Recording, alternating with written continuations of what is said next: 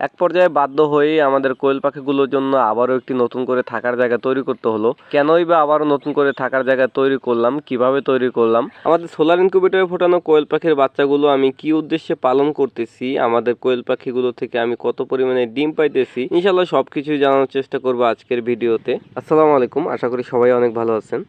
গত একদিন আগে আমাদের সোলার ইনকিউবেটর দিয়ে আমরা যে কোয়েল পাখির বাচ্চাগুলো পাইছিলাম, ওই বাচ্চাগুলো আমরা এইখানে ব্রুডিংয়ে রাখছি। ইনকিউবেটরের মধ্যে 150 পিস ডিম দিয়ে ওখান থেকে আমরা 105 পিসের মতন বাচ্চা পাইছিলাম। আর বাদ বাকি 45 পিস ডিম থেকে আমরা মনে করছিলাম আমরা কোনো বাচ্চা পাবো না।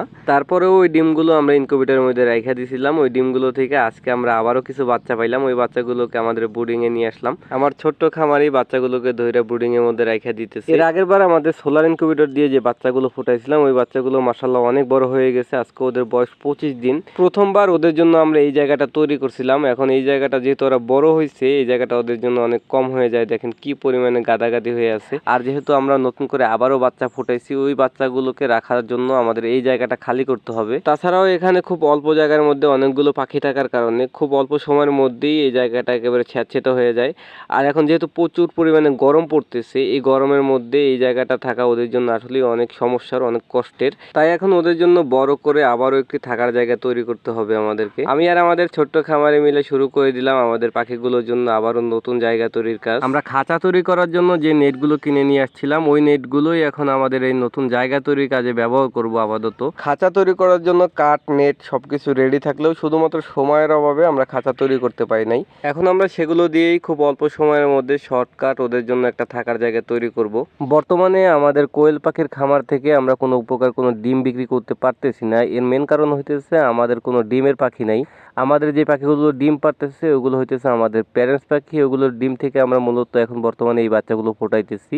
এখন আমরা চাইতেছি এখান থেকেই আমরা কিছু পাখি আমাদের খামারে ডিমের জন্য রাইখা দিব। কিছু পাখি বলতে আমাদের এখানে যতগুলো মহিলা পাখি হবে সবগুলোই আমরা ডিমের জন্য রাইখা দিব। আর বাদ বাকি যে পুরুষ পাখিগুলো থাকবে ওগুলো আমরা মাংসের জন্য বাজারে বিক্রি করব। কোয়েল পাখি পালন করার জন্য আমাদের একটা মাত্র খাঁচা আছে, যেখানে আমাদের ওই প্যারেন্টস পাখিগুলো রাখা আছে বর্তমানে। আমাদের সোলার ইনকিউবেটর দিয়ে আমরা এখন যে বাচ্চাগুলো ফোটাইতেছি, ওই পাখিগুলো রাখার জন্য আমাদের কোনো ওরকম জায়গা নাই। আমরা ডিম উৎপাদন করার জন্য যে পাখিগুলো রাখতেছি, ওই পাখিগুলোর জন্য পরবর্তীতে আমাদের আবারও খাঁচা তৈরি করতে হবে। কিন্তু তার আগে আমাদের বর্তমানের জন্য এগুলোকে একটা আপাতত একটা রাখার জায়গা তৈরি করতে হইতেছে। আলহামদুলিল্লাহ মোটামুটি আমাদের জায়গা তৈরির কাজ শেষ। এখানে আমরা একটা দরজাও রাখছি যেন ভিতরে ইজিলি ঢুকে খাবার পানি দেওয়া যায়, জায়গা পরিষ্কার করা যায়। নেট দিয়ে আমাদের এই খাঁচাটা এমনভাবে তৈরি করা হয়েছে যেন পরবর্তীতে এই নেট দিয়েই আমরা আবারও খাঁচা তৈরি করতে পারি। খাঁচা তৈরি শেষ হয়ে গেলে আমরা এখানে কাঠের ভুসিগুলো সুন্দর করে বিছাই দিব। এরপরে আমরা ওই পাখিগুলো আইনা আমাদের নতুন খাঁচার মধ্যে ছেড়ে দেবো ইনশাল্লাহ। কিন্তু তার আগে আমাদের এই ঝুড়িটাকে খালি করতে হবে।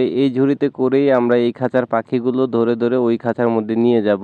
এই ডিমগুলো পরবর্তীতে আমরা আবারও আমাদের ইনকিউবেটরের মধ্যে দিয়ে দেবো ইনশাল্লাহ। এখন আমরা পাখিগুলোকে এক এক করে ধরে গুনে আমাদের নতুন তৈরি করা ঘরের মধ্যে নিয়ে যাব। এক এক করে সবগুলো পাখি আমাদের এই নতুন ঘরের মধ্যে নিয়ে আসলাম। পাখিগুলো মাশাআল্লাহ নতুন জায়গা পায় সবাই অনেক খুশি। পড়ালেখা করে না, এদেরকে তুমি পড়ালেখা শিখাইতেছো? ওই বোকামি।